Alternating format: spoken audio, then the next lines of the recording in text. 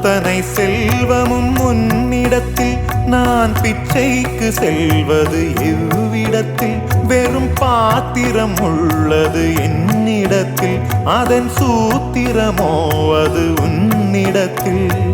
ஒரு முறையா இருமுறையா பல முறை பல பிறப்பெடுக்க வைத்தாய் புதுவினையா பழவினையா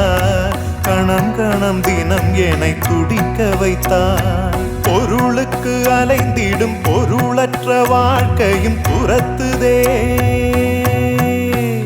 உன் அருள் அருள் அருள் என்று அலைகின்ற மனம் இன்று பிதற்றுதே